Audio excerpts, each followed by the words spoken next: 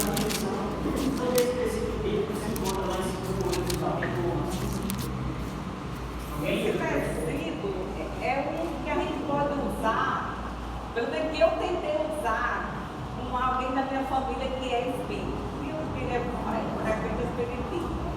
Mas infelizmente aí bater de frente com ela. Por quê? Porque ela não conhece a Bíblia. Então volta para o mesmo ponto. Se não conhecer a Bíblia, se não ler, não adianta a gente chegar para ela. Porque também, na verdade, quem faz o serviço não sou eu, é o Espírito Santo. Mas eu lembro que ela fala, que ela acredita nessa questão de reencarnação, de outras vidas, inclusive, que a minha mãe também estaria, entendeu? Por aí. E eu fui levar esse versículo. Aí, como ela não acredita na Bíblia, como ela simplesmente só lê os 4 evangelhos pronto, aí fica difícil. Mas é um bom versículo para você defender a verdade bíblica, né? Sobre a questão que a gente só morre uma vez e só volta na volta de Cristo. Mais alguém? E é isso mesmo. E aí, Daí? O que você viu nesse versículo bíblico e possa compartilhar com os irmãos que a irmã ainda não compartilhou? Pensado, irmãos, sejam todos bem-vindos à presença de Deus. Só esse verso ele já deixa claro o que nós vamos ver assim na lição: o quanto Satanás ele tem a capacidade de enganar, porque ele sabe o que nós falamos, o que nós fazemos, e só não pode saber o que nós pensamos, mas por olhar nosso comportamento ele é capaz de reproduzir fielmente toda a nossa aparência para poder enganar as pessoas. Então isso aqui já mostra o quanto nós devemos tomar cuidado com a capacidade que Satanás tem de enganar. Mas como a irmã ainda disse, de conhecer a palavra, a gente não é enganado. Eu acho interessante nesse texto bíblico é que o autor usa 2 vezes a palavra disfarçado. Isso mostra que o nosso inimigo ele é especialista em colocar capas, máscaras. Mas a palavra de Deus chegou para mim e para você, como servos dele, estudá-la e apresentar a verdade. A irmã Helena falou algo interessante. Ela usou o texto para confrontar uma ideia errônea de certas religiões, né? Que nós não estamos aqui para criticá-las, né? Mas para discutir sobre a verdade. Mas nós podemos ver e entender que sempre máscaras elas caem, e nós fomos chamados para levar essa verdade, levar a verdade, e isso que eles entendem como verdade é na verdade um engano, né? Quando nós vamos mais para frente um pouquinho, nós chegamos aí num tema que é misticismo. Você encontra na sua lição no domingo. Davi, vamos para nós um pouco sobre essa área aí. Misticismo. Vamos ver essa passagem aqui em Mateus 7.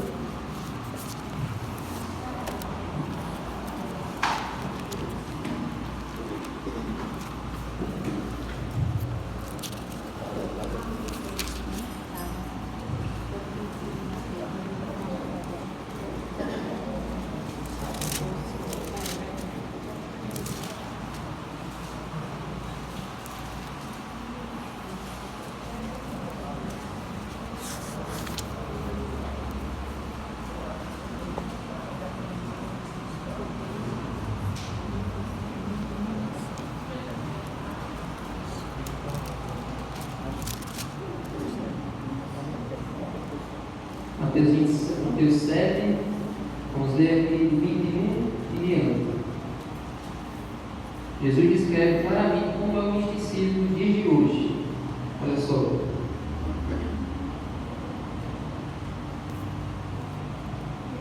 Nem todo que me diz Senhor, Senhor entrará no reino dos céus, mas aquele que faz a vontade de meu Pai que está nos céus. Muitos naquele dia vão me dizer: Senhor, Senhor, nós não profetizamos em seu nome, em seu nome não expulsamos demônios, em seu nome não fizemos muitos milagres? Então lhes direi claramente: eu nunca conheci vocês. Afaste-se de mim, vocês que praticam o mal. Então o misticismo é um fenômeno, uma coisa que acontece na maioria das igrejas, de várias pessoas irem procurar as igrejas, não em busca da palavra, não em busca da verdade, mas a procura de experiência, de coisas fantásticas, coisas sensoriais, para que elas possam ter ali uma um êxtase, mas não para conhecer a verdade. Isso é basicamente o que é esse misticismo que as pessoas vivem procurando na maioria das religiões. Isso nos mostra que muitas pessoas vivem uma religião pelo que elas acham sobre o que está escrito, né? Então, muitas vezes, as pessoas se enganam pelos seus próprios sentimentos. E isso também pode estar sendo enraizado dentro de nós. Nós temos que tomar cuidado. Porque quando Cristo fala, no pós-texto desses textos bíblicos que nós acabamos de ler, Jesus ele mostra o seguinte, que a nossa vida espiritual, o nosso conhecimento, ele deve partir da onde? A palavra. Da palavra de Deus. E ela deve ser a nossa base para todos os parâmetros. Quando Deus disse o seguinte, né, no versículo 24 em diante, que é o restante do versículo que nos mostrou, e Jesus ele disse o seguinte: todo aquele, pois, que ouve estas minhas palavras e as pratica será comparado a um homem prudente que edificou a sua casa sobre a rocha. Jesus ele deixa claro: olha, vocês estão ouvindo o que Davi acabou de ler. Essa experiência das pessoas, elas estão fadadas ao fracasso. Porque o restante do texto diz que pessoas que não ouvem as palavras de Cristo fundamentam sua vida, sua casa sobre a ele. E quando vem os problemas deste mundo que nos fustigam, nós acabamos caindo, perdendo aquilo que é mais importante para nós. Eu e todos nós que estamos aqui nessa manhã, estamos em busca de uma coisa só: a salvação de Cristo Jesus. Então, quando nós fazemos o que? Baseamos a nossa vida espiritual naquilo que nós achamos, naquilo que nós pensamos, naquilo que nós queremos viver para o nosso aprazimento, infelizmente, nós um dia iremos cair, porque não estamos fundamentados na rocha e nas palavras de Jesus Cristo, e sim naquilo que nós queremos. E aqui ainda nessa parte do domingo, tem uma parte muito interessante que fala sobre uma corrente que está surgindo, que sempre existiu, mas que ultimamente tem ganhando cada vez mais força, que é dessas tendências das pessoas substituírem os ensinamentos de Cristo pela pessoa de Cristo. Tem muitas vertentes progressistas que afirmam que a palavra não é o mais importante, e sim Jesus é o mais importante. Ou seja, negligenciam tudo que Jesus ensinou, tudo que disse no Antigo Testamento, apenas para contemplar a Jesus, mas não de uma forma que valoriza a sua palavra. E ali eles começam a selecionar as partes dos textos que eles mais gostam e as partes que eles desconsideram, e eles não ensinam essas partes, né? Os sentimentos e os gostos pessoais acabam sendo os critérios de interpretação das Escrituras, até mesmo para rejeitar totalmente o que a Bíblia ensina de forma clara. Então, essa é uma das tendências do mundo cristão nos dias de hoje: selecionar apenas aquilo que lhe convém, não aceitar a palavra totalmente. E o perigo está justamente aí, porque o misticismo seria essa busca por experiência individual, de ter uma experiência com o divino, só que eles querem se basear em experiência própria. Aí onde é que está o perigo? Essas minhas experiências próprias, ela é formada pelo meu círculo de amizade, por onde eu fui criada, por tudo que eu vejo, todas as entradas que nós temos, né? Que eu ouvi e até o primeiro também. Exatamente. E que são totalmente, quando eu digo assim, ouviu falar, porque hoje é uma coisa tão natural. Por exemplo, eu lembro ainda, eu assisti naquele filme Ghost e o Outro Lado da Vida. E eu acreditava fielmente que existia aquilo, que aquilo era verdadeiro. Ficava torcendo, inclusive, para o casal se encontrar novamente. E é a coisa mais natural do mundo para mim. Hoje eu vejo de uma maneira diferente, é porque o Espírito Santo tocou em mim e fez com que seja verdade. Amém. Mas quando chegar para alguém dizer isso, eu me vejo naquela situação dela, entendeu? Que eu achava super natural. Então, o perigo do misticismo é esse, de você querer ter suas próprias experiências. Hoje você lê sobre religião, muitos consideram que não são religiosos, mas que têm experiências com Deus. E o que o Davi estava falando agora sobre isso? Que é o perigo exatamente esse. Também você falou, Jéssica, que as pessoas querem ter uma experiência com Deus, mas não se considera religioso. Por quê? Porque não quer procurar a palavra, a verdade, não quer ler a Bíblia, não quer conhecer. E é isso que a Bíblia, que Jesus mandou fazer, né? Estudar a palavra. Vocês aqui já sentiram uma sensação assim de ânimo quando estão aqui no culto, aí vocês ouviram uma música, Se emociona. e sentiram seus pelos ficarem espetadinhos? Como é que a gente chama quando a gente está assim? Extasiado. E vocês imaginaram em algum momento que isso poderia ser Deus?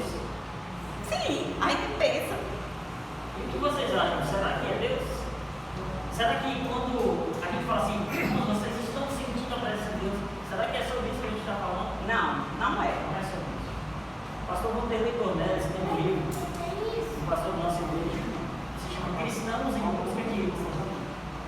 Ele fala muito dessas sensações que hoje muitas pessoas pensam, eu senti isso aqui quando estava ouvindo aquela mensagem, senti isso aqui quando ouvi aquele louvor. Eu pensei que isso é a presença de Deus. A gente tem que estar atento a essas coisas, né? Porque a Bíblia não fala nada sobre isso. Vocês já ouviram falar sobre isso na Bíblia?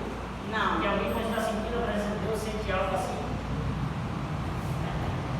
Então, nós temos que ter muita atenção com referência a essas coisas. Porque olha só que é um arte escrever do livro grande, no livro página 434 e 35. A teoria que diz que não importa o que as pessoas creiam é um dos enganos mais bem-sucedidos de Satanás. Ele sabe que a verdade recebida por amor santifica a alma de quem a recebe. Portanto, está constantemente procurando substituí-la por falsas teorias e fábulas ou por outro evangelho. Muitas vezes nós queremos substituir o evangelho de Cristo por aquilo que nós achamos que é verdade. Nós temos que tomar muito cuidado com isso. Certo? Quando a gente vai um pouco mais adiante, diz assim, experiências de quase morte. Eu queria ouvir vocês, irmãos, o que vocês viram de interessante nessa lição, certo? Aí na sua lição, na segunda-feira, que tem como esse aqui, uma experiência de quase morte. Alguém quer compartilhar conosco algo sobre esse tema? Aqui é o perigo de você acreditar na ciência. Porque a ciência tem respaldo, né? É natural você, vamos dizer, vamos articular antes da época da pandemia, da questão da vacina. Eu sou um que defende a vacina, porque eu acredito na ciência. Mas aí a ciência também erra, também tem um perigo do erro. Aí aqui na parte da segunda mostrou isso. Essa questão que a ciência não é. Exato. Não é o único caminho. Não é o caminho, a verdade. Não é 100%. Exato. Porque é humano, né? A única base para a gente ter firmeza na palavra é considerar todas as pessoas que foram ressuscitadas ao longo da Bíblia, tanto no Antigo Testamento quanto no Novo Testamento. Nenhuma pessoa que foi ressuscitada contou nada do que viu, nem que sentiu, nem que foi a lugar nenhum, nem que encontrou ninguém. Então, se nós precisamos ter a nossa casa edificada sobre a rocha é a palavra de Deus. E nenhuma pessoa ressuscitada contou nada, nem Lázaro, que passou 4 dias, ele não tem nada para contar. Então, é de acordo com o ensinamento bíblico de que os mortos não sabem de coisa nenhuma.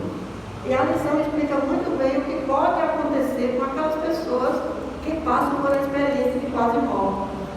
Quando a ciência, como a maioria dos médicos, dizem que a pessoa está morta e depois ela vem e diz que viu uma luz, viu um velhinho, viu não sei quem, viu um ente querido que já morreu. Tem.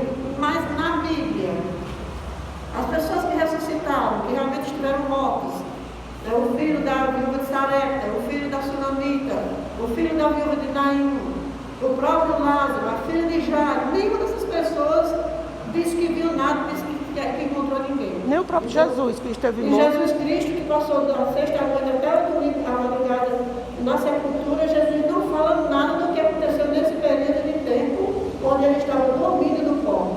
Então, se nossa base é a Bíblia, tudo que vier fora disso, irmãos, nós temos que descartar e falar com Jesus. Está escrito. E como Paulo, né? Que se enganar, né? E aí, mais alguém quer compartilhar uma coisa sobre isso na Bíblia? Agora, dentro desse assunto da segunda, a gente já pode ir para a sexta, porque lá na sexta, não sei se vocês viram, mas lá fala de um engano potente com respeito a essas experiências de quase mortes. Em relação à comunicação com esses mortos. Aqui na sexta fala dessa tecnologia que está sendo desenvolvida para a comunicação com os mortos, né, que eles chamam de pessoas pós-materiais. A pessoa já não tem mais ali o corpo físico, mas a pessoa, segundo eles, mantém a identidade, mantém suas características. E aqui tem várias fases de comunicação. A primeira fase é enviar mensagem de texto para esses familiares que já morreram, depois permitir conversar com esses familiares, e a terceira fase é permitir ver e ouvir eles respondendo.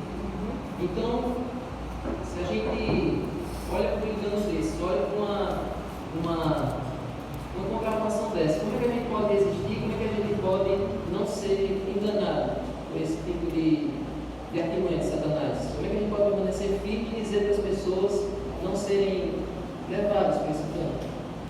É por isso que os adventistas vão ser chamados de radicais, porque a gente só vai acreditar no que está na palavra, e a ciência vai mostrar o contrário. É o princípio da sola escritura. Devemos voltar ao princípio da sola escritura, né? Nós temos um porquê nós estamos recebendo esse conteúdo no dia de hoje.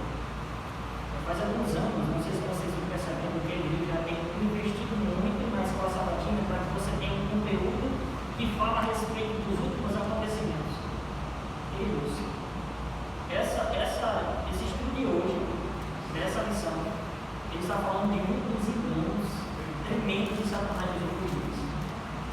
Muitas pessoas vão se perder porque não estão estudando essa lição. Não estão realmente adquirindo o conhecimento que está aqui. A palavra de Deus referente à imortalidade da alma. E Jackson, desculpe, eu me lembrei de uma coisa que eu estava pensando essa semana. E tudo tem a ver com o primeiro livro da Bíblia, que faz bem referência no sábado. Eu ia comentar e passou eu não comentei. Aquela velha mentira que está lá em Gênesis 3:4. A velha mentira, é certo que vocês não morrerão. Quer dizer, isso é tudo requisito disso. Que a gente fala muito sobre Gênesis, sobre a questão da desobediência. Mas o estrago maior não foi tanta desobediência de Eva, foi a mentira que acreditaram. Que a alma, a imortalidade da alma. Né? Na verdade, os enganos de Satanás, eles nunca mudam. Eles são os mesmos. Só que nos últimos dias ele está muito mais pesado para que as pessoas acreditem de fato no que está sendo propagado. Irmão, a diferença daquele tempo para hoje é que hoje tem a tecnologia e o diabo usa poderosamente a tecnologia, aliciando e viciando para a pessoa não ter para onde correr. Isso que Davi comentou da fundação, né, na sexta-feira, é a tecnologia pura. Então, Satanás vai usando todos os seus instrumentos para que isso possa realmente se tornar real. Até mesmo, diz a palavra de Deus, Mateus 24:24. Ele vai tentar enganar, se possível, e infelizmente vai enganar alguns. E falou que a imortalidade da alma é um dos enganos, mas quando a gente aplica vê as profecias lá do Apocalipse, a gente vê que eles são os principais enganos. Não sei se vocês lembram das profecias, mas lá fala dos 3 espíritos venenosos arranhos, que são os 3 maiores enganos do tempo do fim. Vocês lembram quais são os 3 maiores enganos? O espiritismo. Um que saía da boca do dragão, que representa o dragão. Satanás, é o próprio O espírito. outro saía da boca da besta, que representa a besta. Representa o romanismo, né? E o terceiro engano que saía da boca do falso profeta, que representa O protestantismo apostatado. Esses são os 3 maiores enganos do tempo do fim. E o engano que procede diretamente de Satanás é a própria imortalidade da alma, que vem desde lá do Gênesis, desde lá do Jardim do Éden. Esses são os principais enganos, porque o romanismo ele abarca todas as pessoas que fazem parte ali do catolicismo. O protestantismo, todas as pessoas que fazem parte do cristianismo, das igrejas evangélicas. Agora, a imortalidade da alma, ela abarca as pessoas que são ateias, as pessoas que não acreditam em Deus, e as pessoas de todas as outras religiões do mundo. Os seja, com isso ele consegue abarcar toda a humanidade com esses 13 anos. Exatamente. Queridos, mais algum comentário sobre esse tema? Não tendo, nós vamos aqui para a terça-feira, que tem como tema reencarnação. Certo? Então, aqui na lição, na introdução, diz assim: a noção pagã de uma alma imortal provê a base para a teoria não bíblica da reencarnação ou transmigração da alma. Essa teoria é adotada por algumas das principais religiões do mundo, enquanto a maioria dos cristãos acredita na existência de uma alma mortal que fica em um céu ou inferno permanente após a morte. Aqueles que acreditam na reencarnação sustentam que essa alma mortal passa por um ciclo de morte e renascimento na Terra. Então há uma divergência entre eles, mas no final chega na mesma frase que a irmã Ieda fez questão de nos lembrar, que está escrito lá em Gênesis 3:4. É certo que não? Então, a reencarnação e a imortalidade da alma, na verdade, é uma crença só que com uma divergência. Uns pensam que a pessoa continua reencarnando em outros seres, e tem algumas crenças que imaginam até que, por exemplo, quando um ser humano morre, pode reencarnar em uma mosca lá na Índia, e assim por diante. Várias crenças esdrúxulas, né? Mas aqui, o autor da Bíblia, o autor da lição, nos convidou a ler alguns textos, mas eles foram Hebreus 9, de 25 a 28, e 1 Pedro 3:18. Ouça só a pergunta: se Jesus morreu apenas quantas vezes? Uma vez. Uma vez, segundo Hebreus 9, 28. E da mesma forma, todos os seres humanos morrem apenas uma vez, porque até mesmo alguns supostos cristãos acreditam em alguma forma de reencarnação. Uma pergunta que ela é muito importante para nós entendermos isso aqui. Né? O que vocês me dizem sobre isso? Alguém tem algo a comentar aqui? Vocês entenderam aí? Porque algumas pessoas ainda acreditam nessa forma de renascimento. O verso 27, irmão, o verso 27, Hebreus 9, 27, é claro que o ser humano morre apenas uma vez. Né? Hebreus 9, 27 afirma que o ser humano morre apenas uma vez. E depois o juízo. Ou seja, na ressurreição você está salvo ou perdido. O inimigo, ele trabalha para tirar Jesus do centro. Então, se a pessoa reencarna e tem outras oportunidades de se aperfeiçoar, então teria sido em vão o sacrifício de Cristo. Tire Jesus do seu lugar na fé. Então, se a gente morre apenas uma vez, e eles creem que a pessoa morre e reencarna, até se aperfeiçoar por si mesma, então por que a morte de Cristo? Porque o preço pago tão alto pela salvação do homem. Então, o que a gente entenderia é isso aqui, essa crença tira Jesus do trono da fé. Mais alguém? É a salvação pelas obras nesse caso, né? Que eles acreditam. Que fica se reencarnando até se purificar. Mais alguém? E se envolve também a questão das missas, velas acesas, né? Intenções, não precisa trazer não.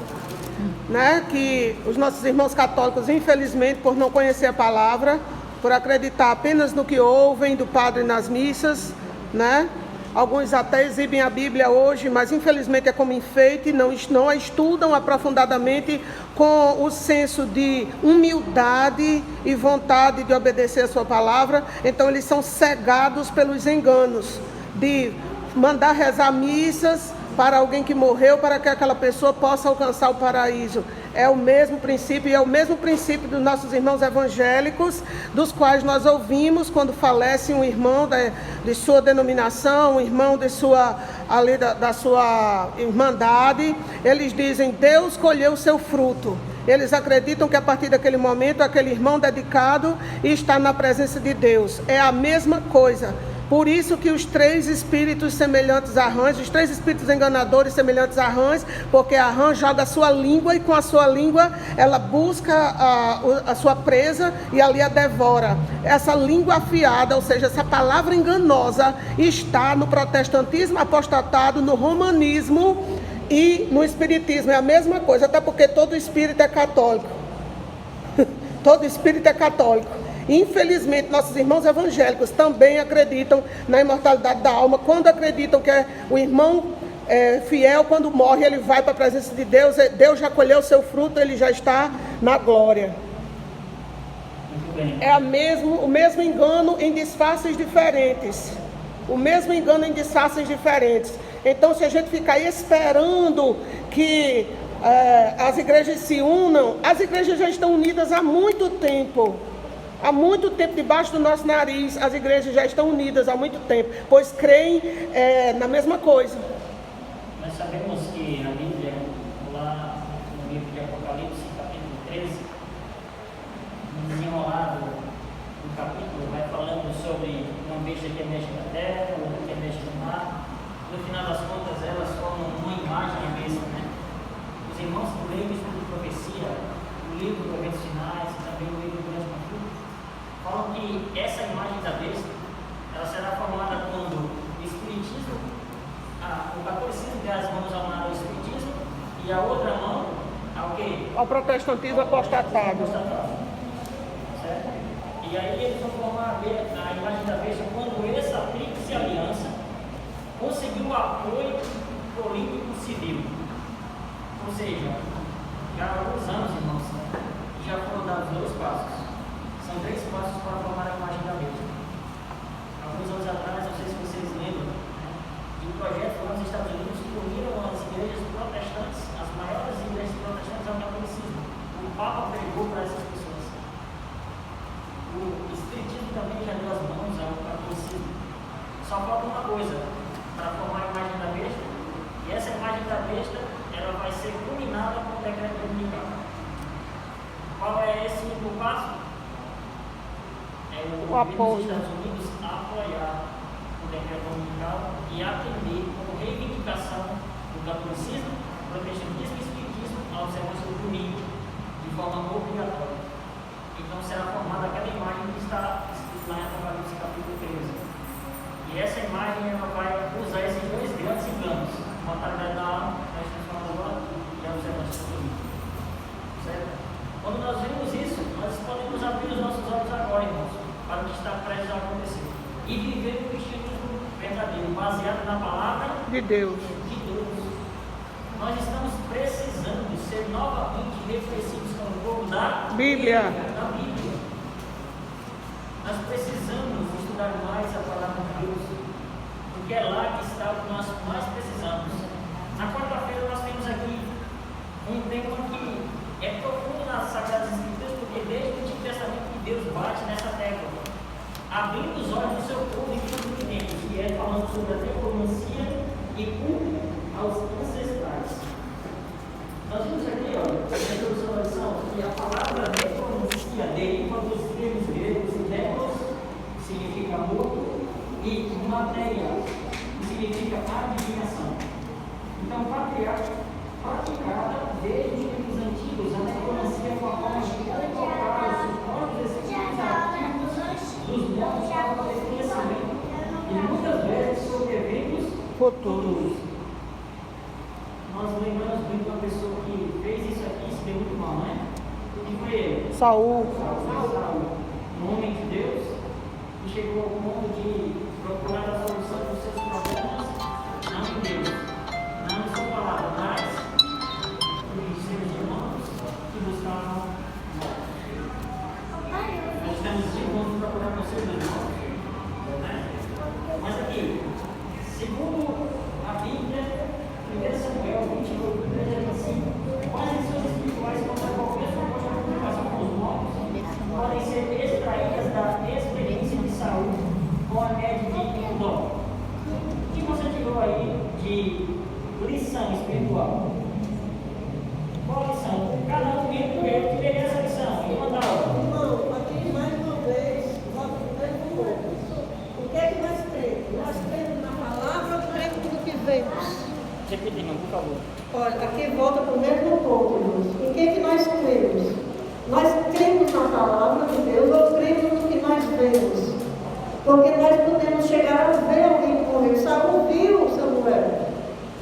Então o inimigo, como diz o texto para memorizar, ele se disfarça.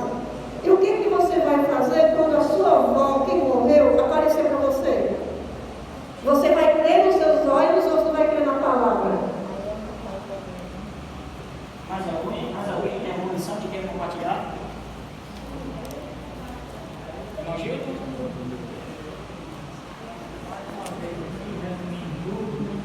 Percebe que Satanás tem esse engano? Por quê? Porque as pessoas eles não ou seja, no caso de Saul, tem um caso que pode acontecer mesmo com qualquer outro humano.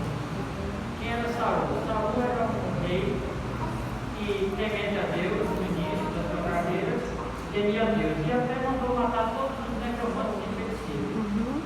Mas foi o fato dele se distanciar de Deus, ou seja, Deus não se distanciou dele. Ele se distanciou de Deus e Deus abandonou ele, porque ele abandonou Deus primeiro. Então, na própria hora que ele abandonou Deus, Deus também abandonou ele. E depois ele não recebia a resposta de Deus. E agora ele quis resposta através de quê? Dos necromantes. E aqui mostra claramente que um ser humano, se ele se desviar da palavra de Deus, ele não é nada. O importante é a palavra, porque foi a regra de fé que Deus deixou, o manual de vida, o norte. Então, tudo isso se resume quando uma pessoa se norteia, ele está entrando num caminho encantado de Satanás. E aí ele está sujeito a esse tipo de consequência. Tem mais alguém? Aí a gente pensa assim, não precisa trazer o microfone. A gente pensa assim, mas eu não vou procurar os feiticeiros.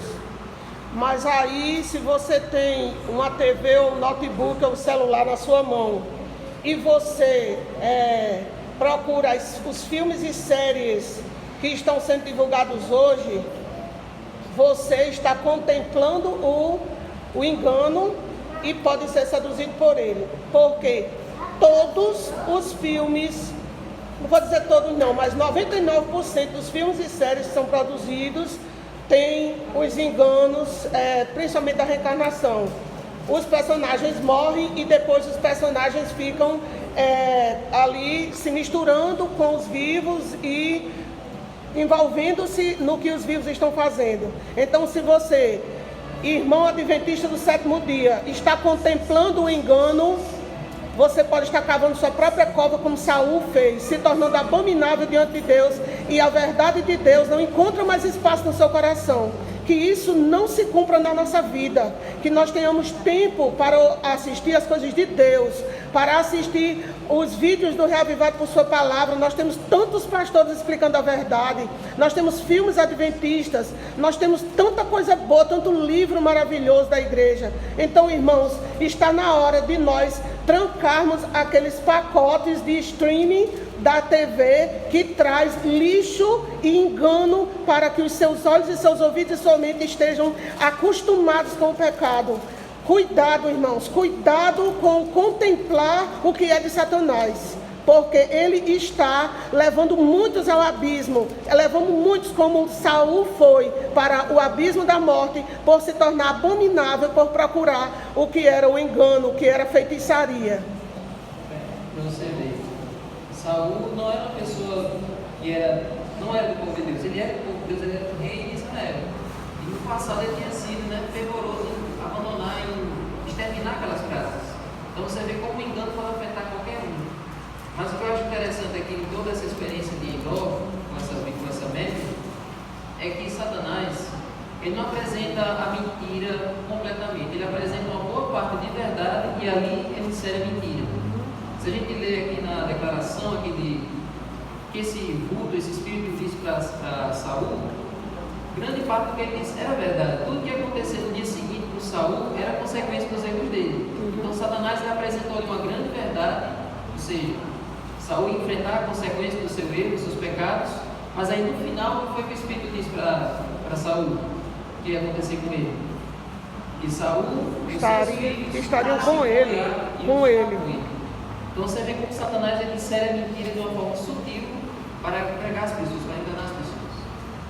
E aí ele estava falando justamente sobre a imortalidade da alma. Uhum. Quer dizer, eles iam morrer e iam andar com ele. Quer dizer, como se ele tivesse um plano vivo, né? Entendeu? Muito bem. Vamos aqui para quinta-feira, para a gente praticamente encerrar aqui o nosso plano da semana. Com o tema personificações e outras aparições. Novamente, nós analisamos as personificações demoníacas dos mortos e outras aparições demoníacas são semelhantes à necromancia. As personificações podem ocorrer na forma de um familiar falecido, amigo ou pessoas. A aparência física e a voz são semelhantes às do falecido. Esses artifícios serão usados para enganar os que não estão encantados na Bíblia. Eu só quero mais escrever. Esses espíritos mentirosos personificam os apóstolos e os representam como contradizendo o que escreveram sobre a inspiração do Espírito Santo. Como o ato dominante do grande plano do engano, o próprio Satanás personificará Ó Cristo. Vocês estão vendo o quão grandioso será esse engano? Imagine agora, aí na sua mente, se o apóstolo Paulo chega aqui agora. O que ele está dizendo? Ele vai, os seus anjos vão personificar quem? Cristo. Os apóstolos que escreveram a Bíblia. E ele chegasse agora para os necessidades, irmãos, sabe aquele que eu escrevi? Na verdade, eu queria dizer isso daqui, ó. É mudar assim, um pouquinho só. Imagina agora, o próprio Satanás, personificado em Jesus Cristo, dizendo: olha, você pode ser salvo, assim, assim, assim, faça isso ou aquilo. E aí, o que é que você vai fazer? O que você vai pensar? O sábado não é mais o linguagem, que será uma das suas palavras fortes naquele dia. O que você vai fazer? Nós precisamos. Irmão, aqui no final da quinta-feira diz assim, todas as aparições satânicas podem ser assustadoras, mas não podem enganar os que são protegidos por Deus e têm a sua fé fundamentada na palavra. O inimigo não pode, as aparições de Satanás, elas são assustadoras, mas não podem enganar os que são protegidos por Deus e têm a sua fé fundamentada na palavra. Amém. Aqui está o remédio, a palavra. Pois é.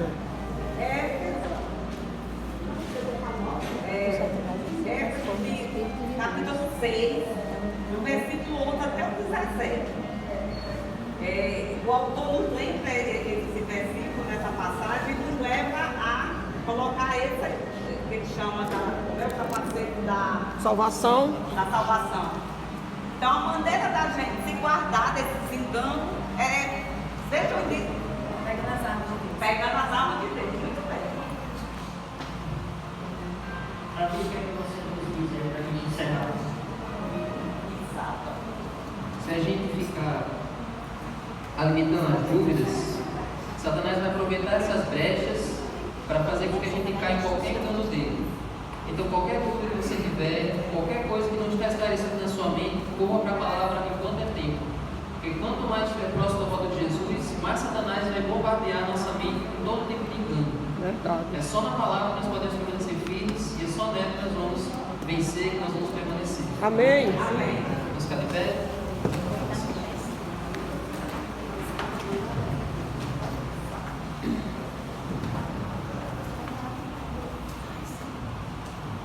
Senhor Deus, te agradecemos, Senhor, porque o Senhor não nos deixa em trevas, o Senhor não nos deixa na escuridão. Amém. E o Senhor nos revela tudo que nós precisamos saber para permanecer firmes e para nós não sermos enganados. Amém. Que cada um aqui, Senhor, possa valorizar a palavra de Deus que tem. Que não fique com dúvidas, que vá pesquisar na tua palavra. Amém, Senhor. E que possa, Senhor, se abster de todo tipo de engano, de qualquer coisa que possa ser uma tentação. E que cada um aqui, Senhor, possa saber responder a qualquer pessoa sobre esses temas que nós estudamos hoje. Sim, Senhor. Fica conosco. Nos ajuda, Senhor, a permanecer firmes, para mesmo que a morte nos pegue qualquer dia, um dia nós possamos acordar, sermos ressuscitados para te encontrar quando o Senhor voltar. Amém. Fica conosco, a pessoa restante desse culto, em nome de Jesus. Amém. Amém.